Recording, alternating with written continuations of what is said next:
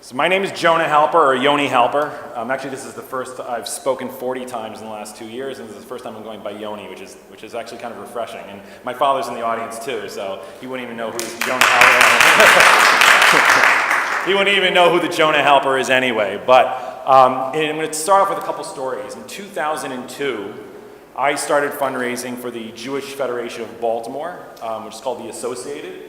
And I'm going to tell you about my first 2 solicitations I ever did. I did a phone call solicitation and I did a face-to-face solicitation.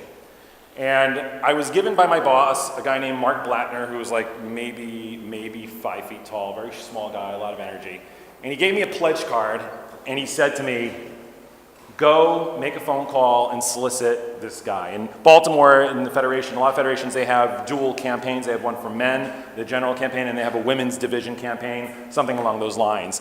And I was given the husband's card, and I get on the phone, and I call this guy, and I get the wife on the phone.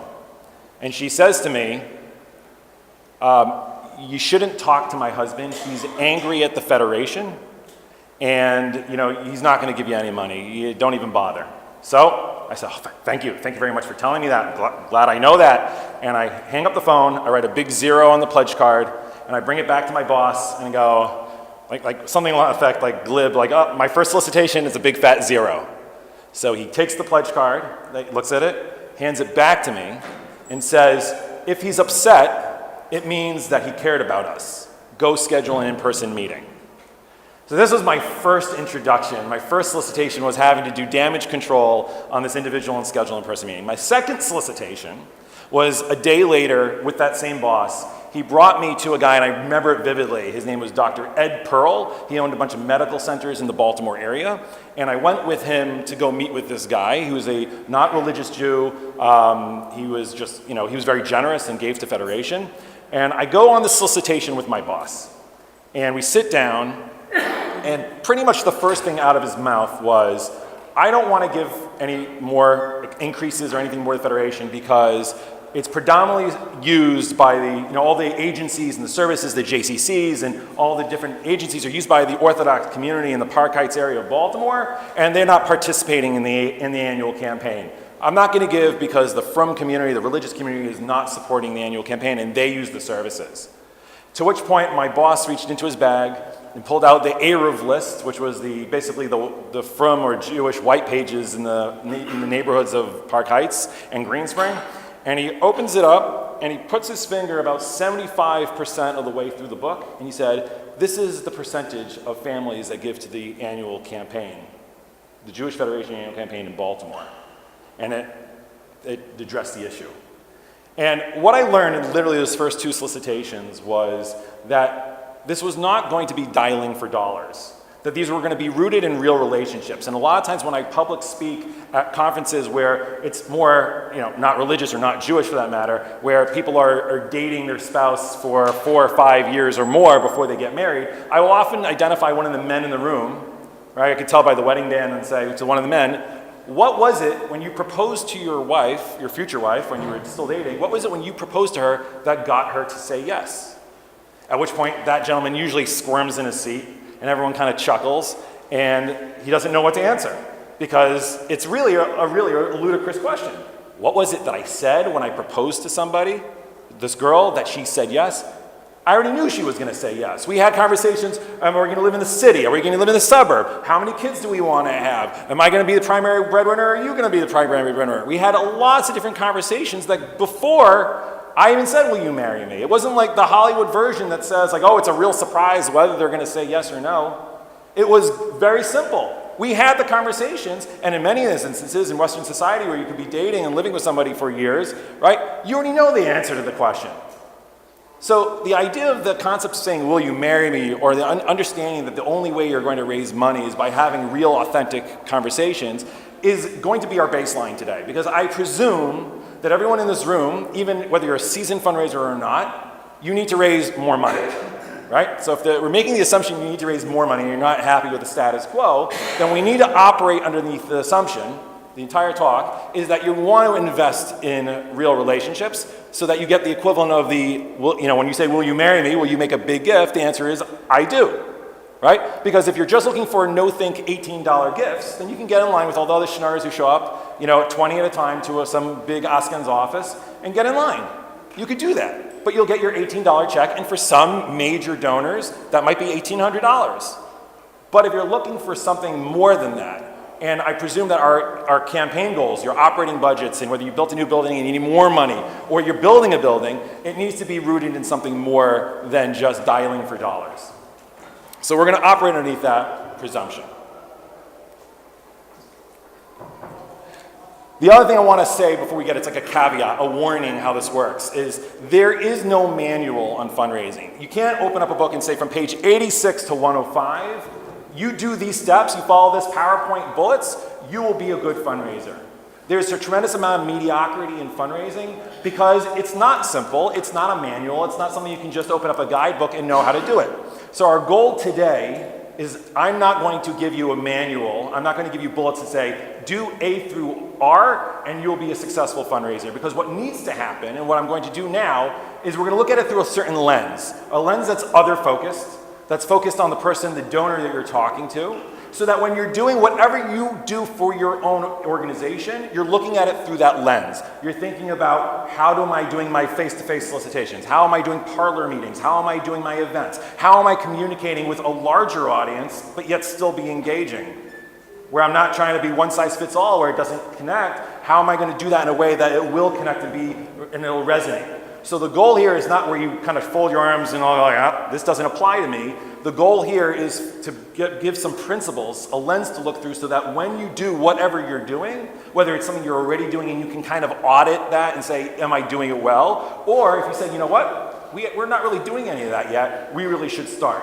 So I just want to give that as kind of like the disclaimer, the warning at the beginning of the session to look at it through that lens and understand that that's the way we're going to do this today. So I want to start off with Peter Drucker, because this could be a total kumbaya around the campfire, talk about relationships and fundraising and all that, but the reality is it has to be rooted in structure and in a strategy that makes sense for what it takes to have a healthy organization. So Peter Drucker is the godfather of business management. He literally wrote the book on it. If you or anyone you know went to business school, Peter Drucker literally wrote the book on it. He passed away a bunch of years ago, and his stuff is just as relevant today as it was when he wrote the books in the 70s and in the 80s. And he also wrote a book on nonprofit management. Not necessarily as thick, not a textbook the same way a lot of people use in business school. However, he wrote a book on nonprofit management. And he said a successful organization has 4 things. Mission, marketing, manpower. This was before everything became gender neutral, but manpower and money, right? Mission is your product. This is what you're in the business of doing. Marketing are the tools, the vehicles that you use so that it can expand beyond you, right? If you're the only one who knows about your cause, then you're wasting your time. You don't have the reach and no one else knows about what you're working on. That's marketing.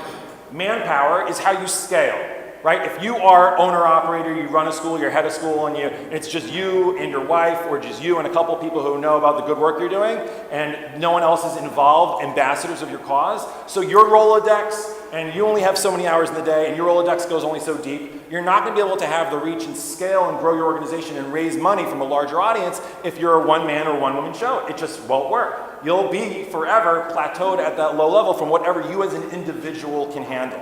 So the importance of manpower, having people involved who can take the message, the marketing of the mission and bring it to a larger audience to be successful. And last, and I want to make the distinction, last comes money, which sounds counterintuitive because we all know that it takes money to run whatever you're doing.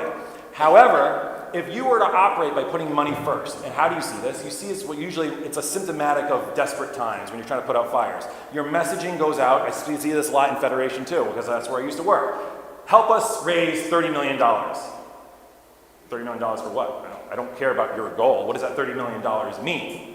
Right? It's not rooted in the mission. Help us reach a certain goal, or support our annual campaign, So unless you're drinking the Kool-Aid and you really know that what the annual campaign is synonymous with, and understand that the annual campaign or your annual campaign is synonymous with the good work that you're doing, it will not resonate with most people. So if you are going out there and saying, we need the money, we need the money, and you're not leading with mission, marketing, and manpower, the money will not come easily. You may get lucky, But to be able to build something sustainable, money is built on having strong leadership, Manpower, whether it's an active board or committees, whatever it is, whether it's parlor meetings or events or face-to-face, and they're soliciting people as well. Unless you have people being able to take the mission and the marketing to an audience, you will forever be that one-man or one-woman show. So it's incredibly important to think about it in this lens, and this is the model that Peter Drucker discusses, mission, marketing, manpower, money. So we're going to talk for the rest of the session now within that context. We're going to explore mission, marketing, manpower, and money through the lens of relationship, about being other-focused. So let's talk about mission and vision. Because a lot of times we think of a mission statement or a vision statement as something that looks really nice on the letterhead in your annual report, if you do an annual report. But mission and vision is incredibly important. I'll explain why. Ben Zander, he became famous about 10, 12 years ago. He was one of the early TED Talk presenters. He is still alive, a composer, a conductor, and an educator. And what he became famous for was really the education side of what he did. He was somebody who saw the potential in people, someone who was able to take students and get them to maximize their potential and be inspired by classical music and teach them in the academic setting. He was a wonderful, wonderful educator, and he had some very unique principles on how he did that. He was once sitting at a board of directors meeting of a symphony orchestra. And he shares this talk in, I believe, in one of the TED Talks that I saw. And he was at a symphony orchestra board meeting, and they were discussing their financial difficulties. And during that meeting, one of the board members gets up and said, if we can increase the number of people who love classical music from 2% to 3%, maybe even 4%, it'll solve all our money problems. We'll have more patrons supporting the symphony, we'll have more people at the performances, if we can increase the number of people who love classical music from 2% to 3%. To which Ben Zander gets up and says, that is not the right way to approach this. He said, if your attitude and approach and the way to engage people is we want to increase the number of people from 2% to 3%, what you're effectively saying is that 97% of the population has no interest in what you're doing. Right? How do you get behind that? No, rather, he said the way you approach this is that everybody loves classical music, they just don't know it yet. Right? Which is such an important distinction. And if you think about a fundraiser, the number one compliment a fundraiser gets is not, you can sell ice cubes to Eskimos, right? The number one compliment a fundraiser gets is, I see you believe in what you're doing. It like comes out of every fiber of your being. All you want to do is tell the other person about your school and what you're doing. And that is something that people get excited about. Like nothing changes from high school. The person who seems to have their act together and very confident in who they are and what they do in high school are the ones that everyone gravitated towards. And the same thing now. If you're confident and you love what you're doing and you're excited about what you're doing, people feel it, they know it, and they want to be a part of that experience. So the idea is, you know you're a great school. You know you have a great product. And your desire and the way you approach what you're doing is, I know we have a great school. I want you to know how great that school is. That sounds like an obvious and again, little kumbaya type of comment. But the reality of the matter is that we often don't necessarily think in those ways. If you think about it in your personal or professional life, if I meet someone new, and obviously conferences are fertile ground for this, I know I have a lot to offer, right? I especially have a booth here. So I'm saying, oh, I know my firm is the best thing since sliced bread. I know I'm great. Anybody who does what they do knows that they have a lot to offer. But if you show up to a meeting and you're I, me, I, me, right? Just like dating, it would be your first and last date. You're talking about yourself literally the entire time. So you want to be able, you have this innate desire for the other person that you're talking to, whether it's your personal or professional life, to say, I want you to know about what I'm doing. I want you to get in your head the information that I have so that you're excited about what I'm doing. And this is really the first point of the mission and vision. Do you know who you are, what you're in the business of doing? And the second half of that is the vision. Where are you headed? Because fundraising is not to make payroll, all right? Because usually you see the symptoms of the desperate letters that go out or emails that go out and say, oh my gosh, we need your help today, today, today. But the reality of the matter is that real fundraising says, this is where we are today. This is point A, right? This is where we are now. We have a wonderful mission. We're doing great work. This is where we are now. And this is where we want to be. This is point B. This is where point B might be 5 years from now. But this is where we want to be. And effective fundraising says, this is our mission, this is what we're in the business of doing, and this is where we're headed. Because what I've done now is I've changed it, saying, yeah, of course you need to make payroll. You need to make payroll for today. But the idea is, I know where we're headed. And I want you, if you like the idea of where we're headed, you're looking for that same kind of white picket fence with a tire swing in the yard, the idea of saying, this is where we can be. If you're excited about that, right, just like any relationship, then we have what to do with. And that's why the date your donor angle is, the idea is that I'm not looking at you like you're just an ATM machine. I'm looking at you as someone who's going to be a real partner in the cause. And if I can get you excited from being at point A and saying, this is where we're headed, that's a very compelling sell. It also takes it off, and we'll talk more about it, it takes it off the donor. Because I'm not just meeting you for your wealth and your money, right? You are going to be a means to an end for something that's bigger than both of us. So, and also for the fundraiser, with this confidence comes the ability where you don't feel like, oh, I'm not raising money for myself. Right? I'm raising money for this to get us from point A to point B, and I want you to be a partner and help us in for go for the ride. So I want to share a quick story of where I saw this beautifully done. I was speaking at a camp. It used to be part of the JCC network, and it was for kids who have cancer. And if they, in the summer, they have to go to chemo and they have to have all these resources and services. So they created camps that are still more closer to metropolitan areas, so they can go to camp, and then they can, of course, go to the therapies or the treatments that they need to have. So I was speaking at their annual conference, and now they have like 8, 9 camps. Some are in Israel, some are New York based, and I think 1 or 2 in Florida. Maybe not in Florida, I don't remember, but whatever it was, I was at the meeting, and I said to somebody there, we were doing a real hands-on training with the leadership, and it was a mix of professional and lay leadership, board members and what have you. And I said to them, can you give me in a clear way your mission and vision? So one of the people there said, absolutely. I'm going to tell you a quick story. We had a child who was a camper for a couple of years, and they were literally a couple weeks away from passing away. They were very ill, they were in the hospital. And the kid called the parents over, the kid was 11 years old, called the parents over and said, when I die, I'd like to be buried near camp. Okay? I got goosebumps, and there were like people crying in the audience. Now, I know nothing about this camp. I know nothing about this camp. I don't know the types of programs they do. I don't know what kind of therapies they offer there. I don't know what kind of things they do for the extended family, so they all give it. I don't know anything about it. But all I know is if they make the person feel, the kid feel that they want to be buried near camp, this is their experience, then I have time to unpack it all. I don't have to come in guns blazing and say, oh, we do this, we do this, we do this, because no one's going to retain that. You want to hit them here. And we'll talk more on the fundraising side, but the ability to say, this is what we're in the business of doing in a succinct way where people can feel connected about it is something incredibly, incredibly powerful. So dating rule number 1 is confidence. And we all know this. A picture doesn't do justice. When you meet somebody and you see the energy behind them, they become more attractive. Whether you're dating or whether it's the real life or in business, you know that the person you like has nothing to do with just the shallow look once you get to know who they are. And in fundraising, it is the same thing.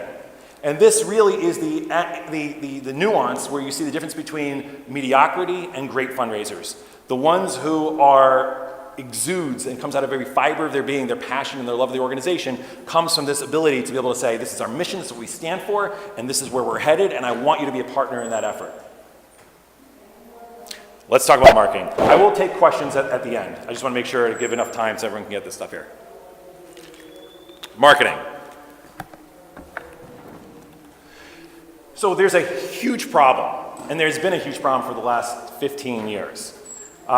And this is not a Jewish nonprofit problem. This is a nonprofit problem in general. We are hemorrhaging our base of donors. We're losing donors, lower end donors, while we're still maintaining, sometimes even increasing our major gifts. Which means, like an unhealthy company, if all your money is in, your Walmart is your customer and you lose Walmart, you're in deep trouble.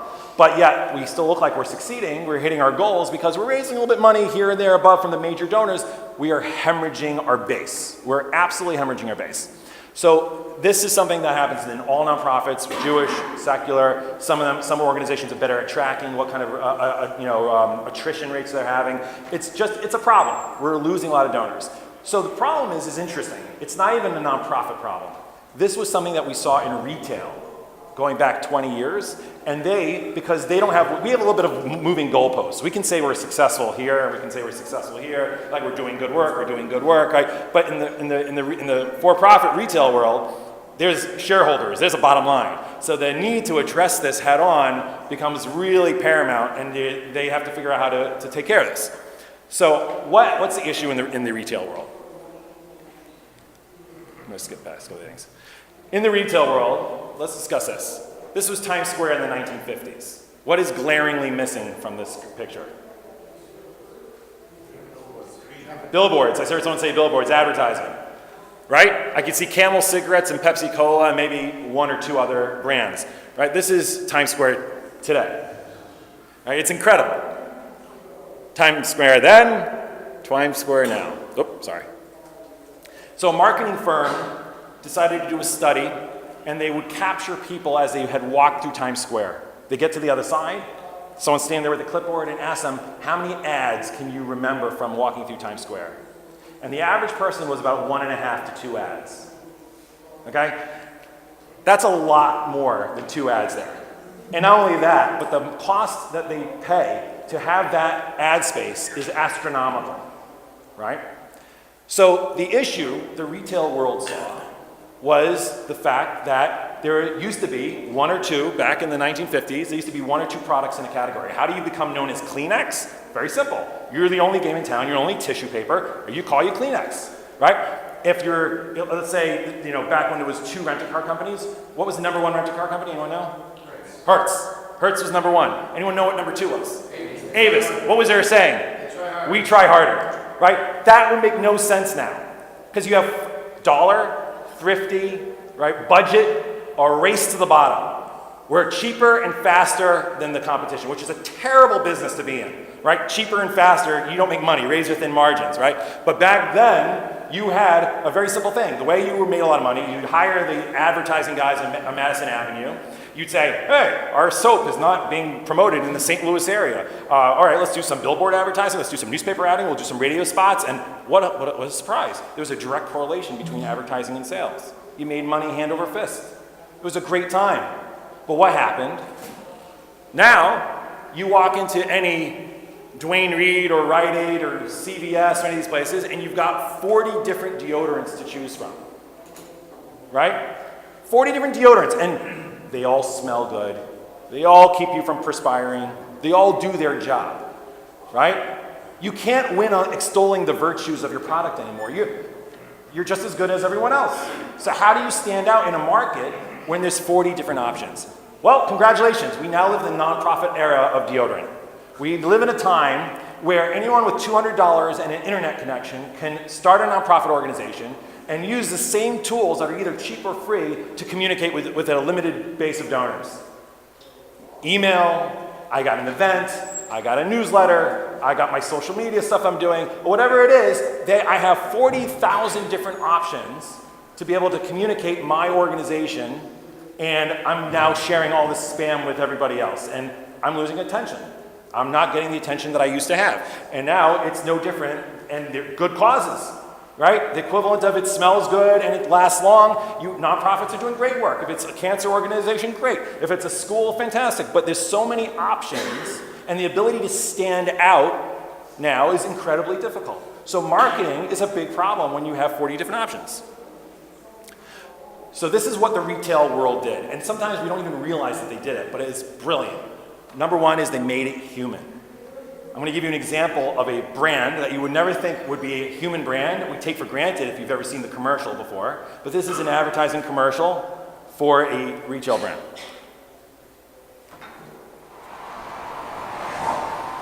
I'm your blind spot. And my job is easy. Hide big things. You're good.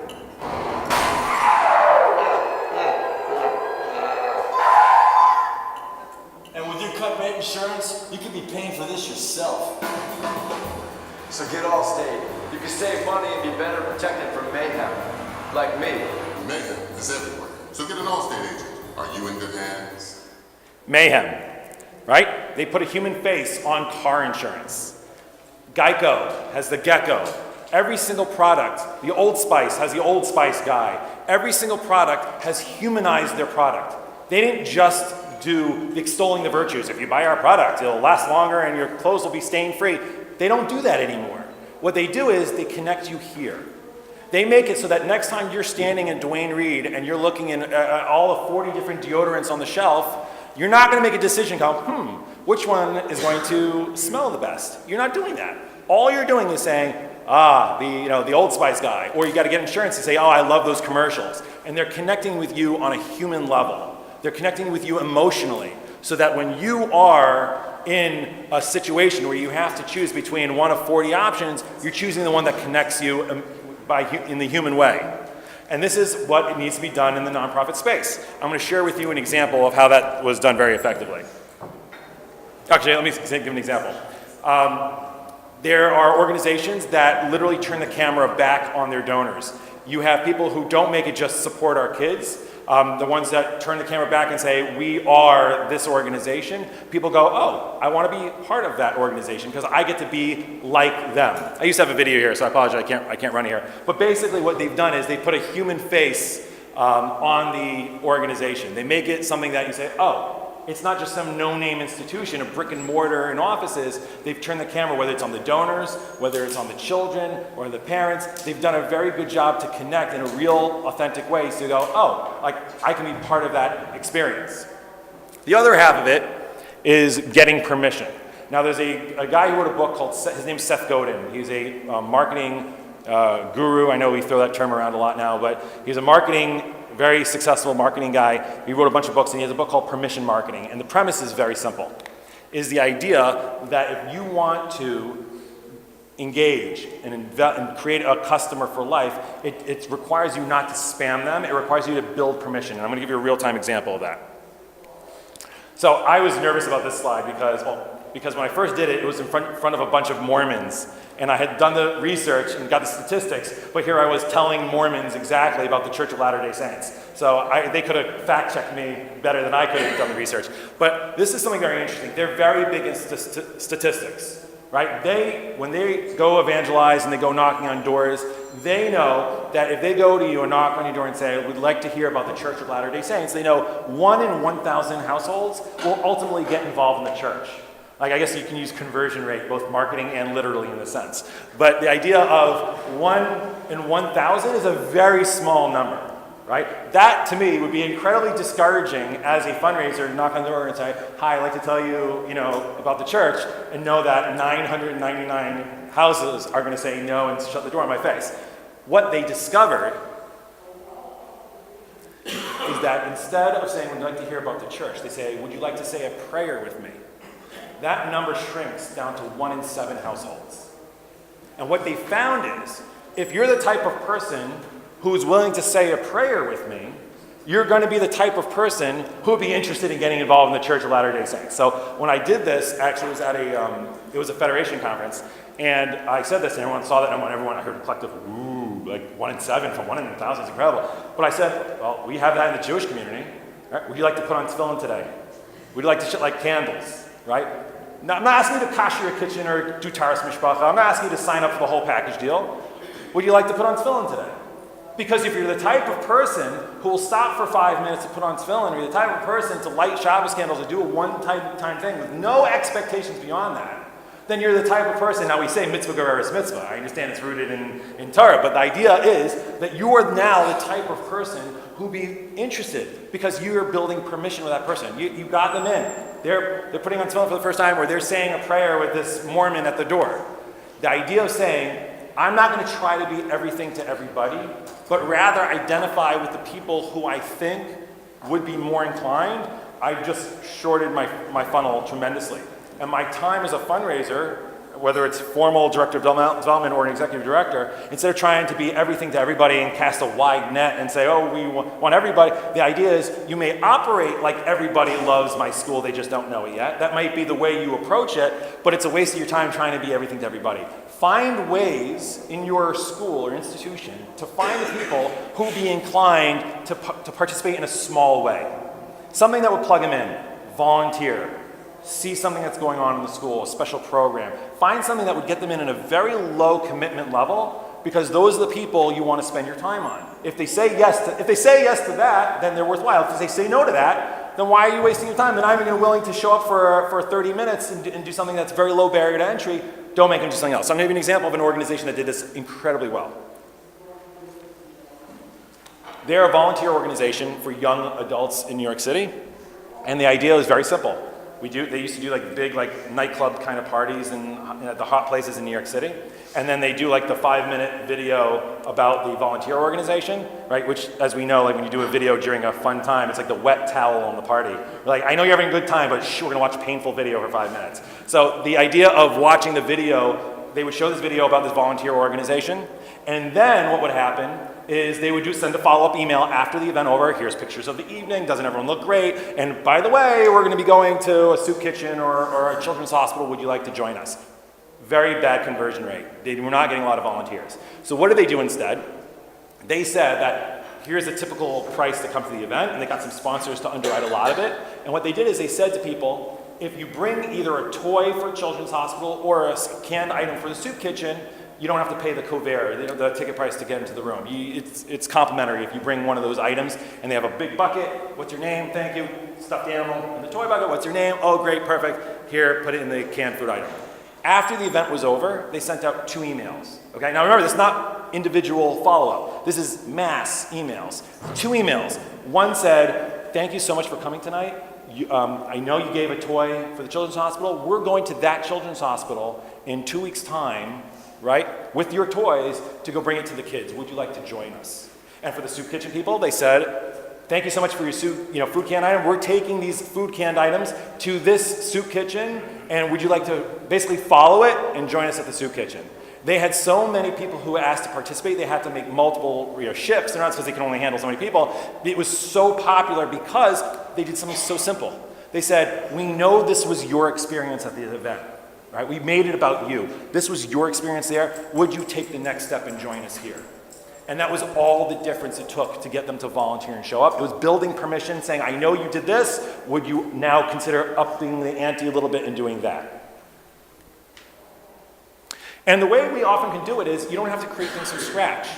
There are a lot of things that you do over the course of the year. You go, why don't we open our doors for our donors or prospective donors to see what's going on in our school? And there's nothing wrong with kind of programming in the relationship to say, you know what, let's do like the way my kid's homework looks. You put you cross the lines across from one column to the other column. It's the same thing. I would take donors, we'd take our top 25 donors and we'd say, okay, we've got this thing next month. Who should we invite to this thing?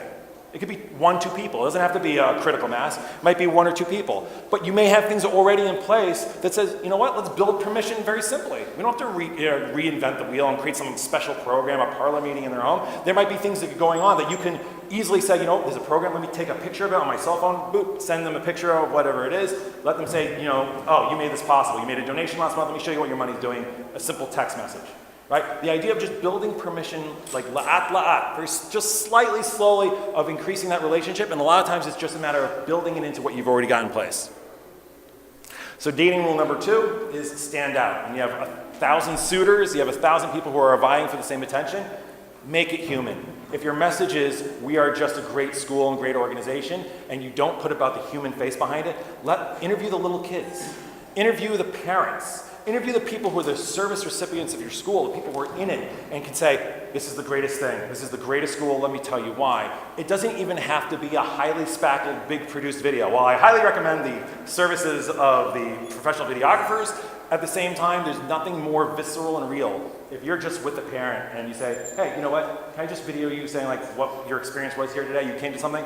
Yeah, I just saw the performance of the kids, and it was unbelievable, fantastic, and then send it to a donor or a potential donor and say, let me just show you what happened today and make it relevant to them. So the idea is you want to stand out, you want to make it human, make it about real people, and you want to build that permission. Manpower, or people power. So back in the day, in the Jewish world, it was usually the synagogue was the center of commerce for this, but in the secular world, it was basically where everyone came around. It was like bars or clubs and things like that. If you ask people where do they meet their significant other, You would meet your significant other where everyone just gathered around, over drinks or whatever it is, or you're at your synagogue where everyone was like one community synagogue and everyone came there for all the things. That was where everyone was. It was the place you go. You look for the places where there were a lot of people congregating around, and then you were connected in those circles. Oh, you know, he's single and she's single, and and it happened in these kind of community settings. Nowadays, not so much. Nowadays, whether it's in the frum or the non-frum or the not religious, everything is done through connections and relationships. Actually, I'm going to go back one. Everything is done through someone you know. So someone might say to me, oh, you know, Jonah or Yoni, I know you know this person, you know, and especially with the advent of social and digital media and the fact that we're connected so easily, and I can see how this person's connected to 14,000 other people, the ability for me to say, you know, oh, you know this person? Are they eligible? Whether I'm a shotgun or just I see someone, I want to know if they're single. The ability to go through a common connection is really how relationships are made now. Makes a difference what circles you're in. The technology has made those concentric circles because we don't have one central place. Like I live in Muncie, and I belong to a Chabad shul. Actually, I just moved, but I had Chabad shul. My neighbor went to Litvich place. My kids went to another school. I was part of a motorcycle group of Chabad guys who go down and go do Myrtle Beach and Tefillin and all that. Like my Jewish community was completely different than my neighbor's Jewish community, right? No central address. However, my concentric circles of my community were hyper-specific, and I had very strong connections in my own world. So the ability for me to connect with other people relied not on a central address, not on a central location, but relied on me being able to go and find those other pockets and say, oh, this might be a good place for me to, you know, kind of, this is my audience or who I want to talk to them and be more specific in that route. So the idea of being relationship driven based on the connections you have became even more important. And the reason why I'm saying this is because when we talk about getting more people involved, you cannot open up. I mean, you could. You're not going to be effective. You can't open up Forbes magazine and say, Michael Bloomberg. I'm going to go solicit Michael Bloomberg, right? That's just not realistic. And anyone, especially when you're a new fundraiser, and go, okay, I don't know how this thing works. It's not going to work by you opening up Forbes magazine and looking for Michael Bloomberg, right?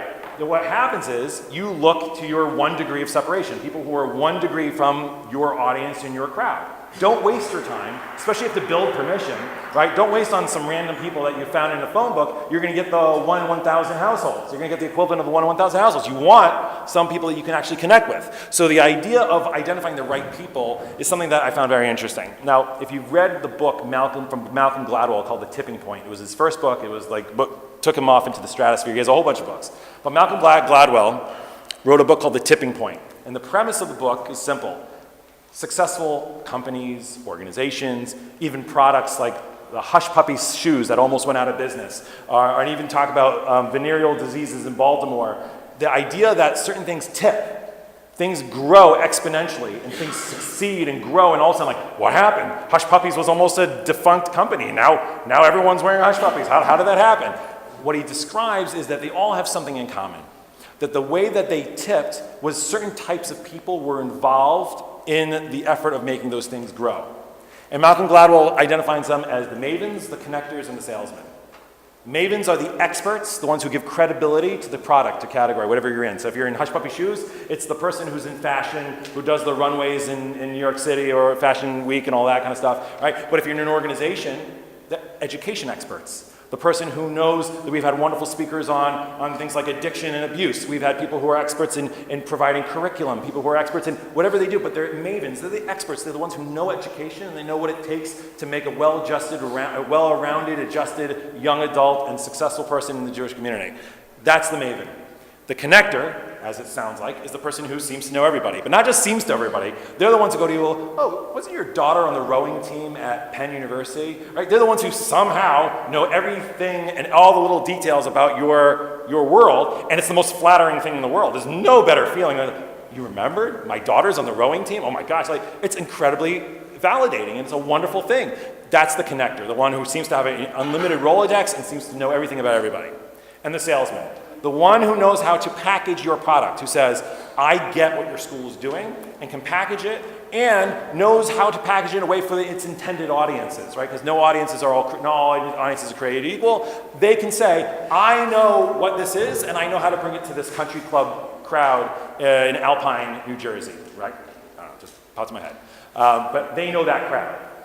So the ability to say that they have those three components, and they're not mutually exclusive. You can have someone who's a connector and a salesman, or a Maven and a salesman, or they're not mutually exclusive traits. However, instead of opening up the book and saying, I'm going to go look for the next Michael Bloomberg, say, what I need to do is not focus on whoever has the fattest wallet, because we discussed mission, marketing, manpower, money. Money comes last.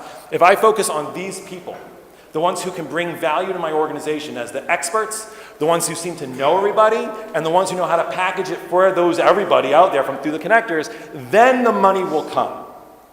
Because what we're going to do, and we're going to talk about next in money, is that you're going to create natural points of entry throughout your year, whether it's an $18 donor, whether it's an $18,000 donor, right points of entry throughout the year that you can then plug people in. Because if you have mission, marketing, and manpower, and this is working well, then you're going to find, not magically, like the idea of luck has nothing to do with it. It gives you the unique opportunity that the right thing happens at the right time because you've got the right people behind you, so that when you have a thing that's something that maybe be an event, they say, you know what? I know some people through our Mavens, Connectors, and Salesmen who can help make this a success. So as a development person, the money will come if you have people in your organization who are the Mavens, the Connectors, and Salesmen, and you're using them to advance your mission. Mission comes first. So if you're using those individuals to share this with people, they will get very excited about what you're doing.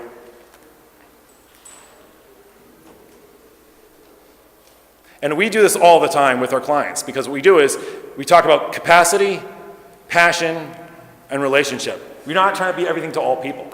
So when we talk about saying who is going to be our major gift prospect list, right, it's not, like I said, not just a kumbaya exercise. I don't want to try to focus on everybody. I want to see that my grade A people are the ones who best fit these three categories. Obviously, do they have capacity? It's not the only thing, and I would even give that one up, knowing that some of the Mavens, Connectors, and Salesmen bring a lot to the table. Passion, this is something that resonates with them, right? I can't be everything to all people. I want to make sure it makes sense. And relationship, are they 1 degree of separation away at most? Am I leaning on my board members, not handing out a piece of paper to my board and say, write 3 major donors you know, right? Rather saying, oh, I know you play golf with this guy. Would you make an introduction to him? It has to be targeted. And also understand the distinction now. If I've taken it off of just money, what makes a solicitation very uncomfortable? When it's not rooted in anything other than money, right? If it's shallow, it's just, she looks good, or he looks good, and therefore the relationship, I'm going out with them, then there's nothing of substance behind it. If I know it's built on Maven, Connector, and Salesman saying, we're doing this, and you're an X, you're a connector, or you're a Maven, or you're a salesman, I need your help to get us from point A of our mission to point B of our vision, that's a completely different conversation. And that solicitation is no longer just about the dollar, it's about how do I advance what I'm looking to do, and I need you to be part of that experience. And also, it makes the idea of introductions and referrals so much better. Because if I go to a board member and say, would you introduce me to this person? If it's just built on the dollar, then that person who's making the introduction is going to be like, do I want to burn my equity on this? This is someone I know. It's like, I don't know if I really want to make that introduction. And they may love your cause. It may not be you, but the idea of saying, oh, you want them just because they have money. Now here's another scenario. Let's say instead of just that shallow version, I'm running a aging in place organization. And I know there's a nursing home owner and knows the market and might bring a lot of value to my organization. So if I go to someone who's friends with this nursing home owner and say, hey, you know what? We're doing X, Y, and Z. I'd love to pick their brain on this thing. Can you make an introduction because I think they might be helpful to what we're doing? You will get that introduction. Right? Unless the person you ask for introduction doesn't have a real connection with you, you will get that introduction because it's not rooted in just the dollar. Because that person's not going to go, I'm not going to open the door just because the person has money. It has to be something of substance. So if they're a Maven, a connector, or a salesman, and you come to me for that introduction, a referral, and say, will you introduce me to this person? If it's rooted in something with greater mitzvah, something real substance to it, I'll make the introduction because they'll be like, absolutely. And this happens to me all the time. It's, it's one of the things that you don't realize as a fundraiser, that there are people that you know who you go for breakfast with, that people in the same company would wish they could go for breakfast with those major donors. And you take for granted sometimes the fact that some people don't have access to these individuals. So I'm sure you get asked times, hey, can you make an introduction? I'm not making an introduction, and it's nothing to do with me soliciting this person for myself. It's what value is this donor getting? Because we know that everybody likes talking about the work that they do. So if I pitch it to this donor and say, I know you are X, Y, and Z, an expert in X, Y, Z, they could really use your advice on this. You're a CTO of Morgan Stanley and you do technology and finance, and this organization is doing some things that they need some help in technology and finance. Can they pick your brain? It's the most flattering thing in the world. We're proud of the work that we do. So the ability for me to make an introduction that's rooted in something of substance, you'll get that introduction, you'll get that meeting.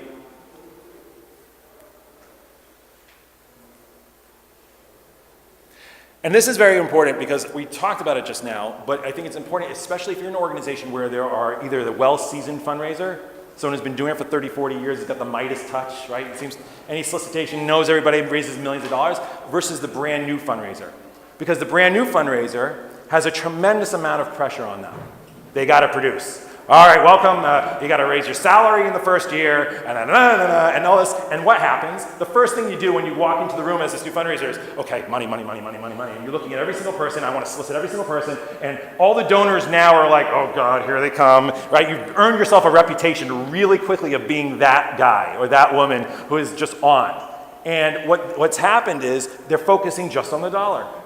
If they are sold on the mission, vision, if you're training your new fundraisers to appreciate what's going on and say, go get me connectors, go get me the ones who can help us package this. How do we get this onto the news? How do we get the politicians in the room to see this? How do we advance our mission? The money will come. And the ability to focus on that for the new fundraiser becomes empowering. There's hook, line, and sinker on the mission. It comes out of every fiber of the being. They're proud to share what it is. And what happens is the painful cold calls start moving up. Then you start getting the referrals by association, right? The ideal is obviously a direct introduction. Indirect introduction is, oh yeah, go tell Shlomo that I told him that you should talk to him, Like, I'm not directly doing it, but I'm telling you that I make an introduction. Or association, which is, don't say the meeting is coming from me, but you could tell them I'm on your board. You tell them I'm on your board, but don't say that I made this shit up. And then the worst one, which is the awful one, is the right, straight up cold call. And the idea is that for someone who's new, right, the seasoned professional sometimes forgets that once upon a time, they were the brand new person who didn't know anybody. And the referrals and the introductions and the connections come from experience, just from doing the job. So for somebody new, to give them the charge, you say, don't go chase the dollar. You chase the dollar, you're not going to be successful. And that's why there's tremendous amount of burnout and there's tremendous amount of mediocrity in fundraising, because they're not the storytellers that they need to be. And if you get them excited about being the storytellers, say, how do we advance this and share this with more people and get them excited about it, the money will come. It's an investment. The money doesn't come overnight, and they should be able to get comfortable with making solicitations when you have natural points of entry over the course of the year to make the ask, but it has to be something that's rooted in some real substance through the connections you have. So of course, retaining rule number 3, your friends are your best assets. Use your existing contacts and relationships. Last but not least, money. Do you treat your donors like an ATM machine? Okay, this sounds like a silly thing. Of course I don't. Really? Okay, how many of your donors do you solicit and then the next time you speak to them is 1 year later? All right? If that's the case, then congratulations, you treat your donor like an ATM machine. But that's understandable. That's very common because we're putting out fires, we're doing what we need to do. We make one point of contact over the course of the year. The reality is what we discussed. If I've been courting and making a relationship built on getting us from point A to point B with a real material relationship, it'd be pretty embarrassing if I get the gift and then it's radio silence. Because, whoa, I thought we were partners. I thought we were in this for the long run. Your vision is 5 years out. How you can't solicit me for money and then give me radio silence. This is how I connect. This is how I give. I want to know that take my money. You're the expert in the field. You're the expert in education. Get your enrollment up. You'll have setbacks. You'll have challenges. And I have a whole nother talk on failure in organizational settings and how that is a wonderful thing, because no company, no person on this planet who's doing things that are pushing the edge have no failure. So the idea of getting your lay leadership understanding and saying and learning from what happens is incredibly powerful. So if you want to treat me like a partner, then that needs to continue when we extend beyond that. And we do this in our business world all the time. If I am a broker and you give me $10,000 of your money to invest in whatever it is, does the relationship start or end there? It starts there. God forbid I take your $10,000 and you hear radio silence from me. I'm in deep trouble. I have a fiduciary responsibility. I have to give you Q1, Q2, Q3, Q4, regular prospectus. How's your, maybe we should get out of this market. Maybe we should do this. Don't touch Bitcoin. Do this, do that. Right? Whatever it is, to understand that the relationship starts the moment you take the money is the ultimate permission marketing. So it used to be, they said, there was actually papers on this recently, there was an author who came out recently, he said that what's the first point of entry of the moves management process on donor fundraising? Right? What's step one? They always say, get the in-person meeting. Right? That's what they've always said. First step, you want to get in their office and have a meeting. First step, they said, is no, it's getting that $18 very small gift. Because if you get the small gift, you can call them up and say, thank you very much for your $18 gift. Let me tell you what your money's doing. Right? If I can get their foot in the door, it's the best form of permission marketing. You gave a small gift. Okay, so the person has the capacity to give $1.8 million and not $18. Okay, yeah. Rome wasn't built in a day, right? It will get there. The idea of going to somebody and say, thank you for your gift, let me tell you what your money's doing, let me take a couple pictures and send it to them. The first time gift is when the actual relationship, the point of contact and moves management starts, and that's what you want to do. So you want to treat them, while we've been talking, kind of like the courtship process, just like you would do in business. You have a responsibility. The moment you take their money is the time to maintain the connection. And the other piece of this is, it doesn't have to just be you, which is a beautiful thing. This is why I have a very strong sheet about this. You don't see commission-based fundraising outside of the religious world, is because it's not your relationship. It's the organization's relationship. You want to introduce them to anybody and everybody that will help advance the relationship. It could be the secretary in the front of the office. It could be people programming people on the ground. It could be, right? And then it becomes much more muddy. Oh, whose relationship is this? You know what? In the end of the day, this organization needs to be bigger than you. Jack Welch was always famous saying that leadership was knowing how to replace yourself. Right? If God forbid you got hit by a truck, or you went to another organization, or whatever it is, right? It doesn't have to be so morbid. But whatever it is, if it's based in a real connection and relationship that extends beyond you, it may start with you and they may love you, but they understand the value in the organization, you want them to continue that support whether you're there or not. So the idea of treating them like family, they're now in.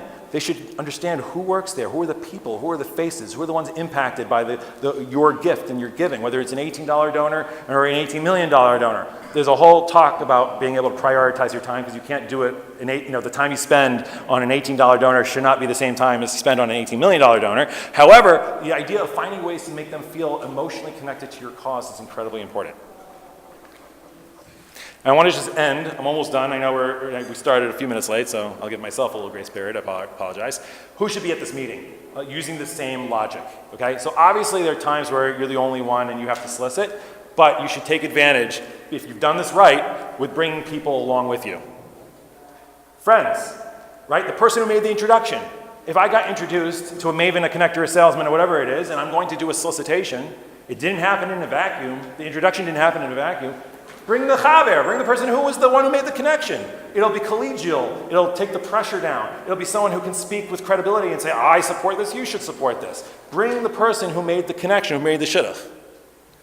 Bring the Maven. If you're doing something fantastic in education, you're second hand. If you're the development director or executive director, you're not the Maven. Maybe you are, because a lot of times the head of schools are the ones who's founder or operator. But a lot of times, you have an opportunity to bring the Maven with you.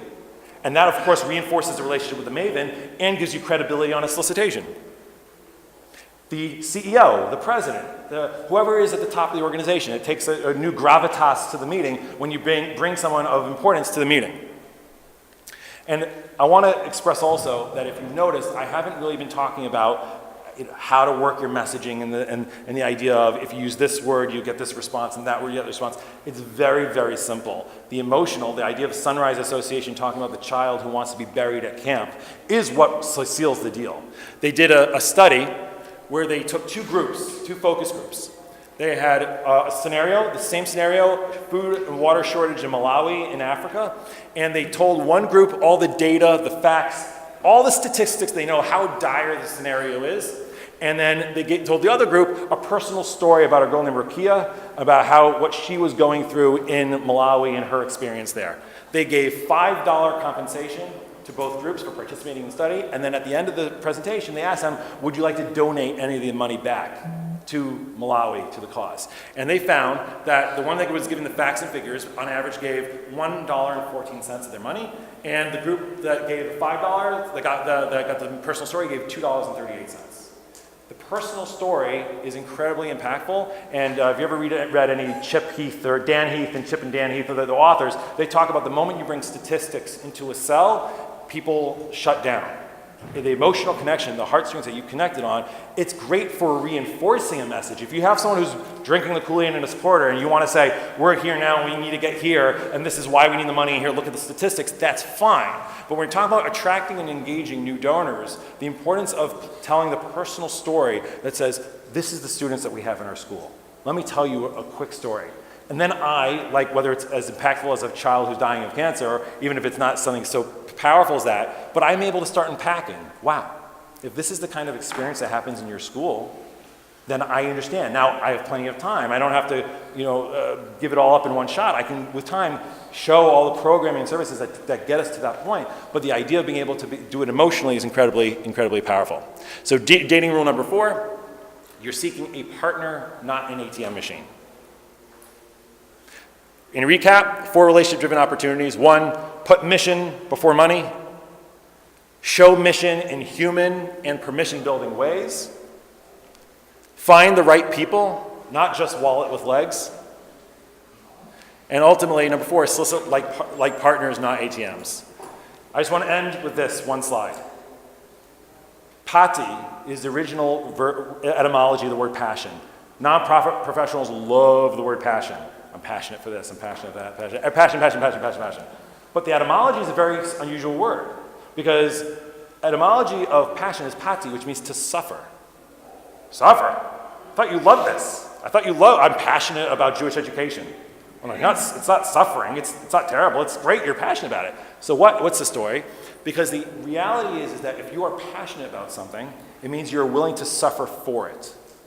Because fundraising, or your relationship, husband and wife, father, son, mother, daughter, brothers, sisters, wherever it is, understands that it's not always easy. But if it's something you value, if it's something you're passionate about, something of substance, then you're willing to suffer for it. So the importance of understanding that when you fundraise, it's not easy street. Like I said, there's no manual. 86 to page 105, you do this, you raise a lot of money. The idea is very simple. If you are in it to win it, this is something that's important to you, it comes out of every fiber of your being, there will be the tough times, there'll be the things that you think, oh my gosh, I'm for sure gonna get $1 million from this person, and then it falls apart. And then you'll have your wins, the times where you didn't think anything was coming, and then next thing you know, you had a windfall, a wonderful opportunity. But if you're passionate about it and you see it through, you should be matzliach. Thank you very much.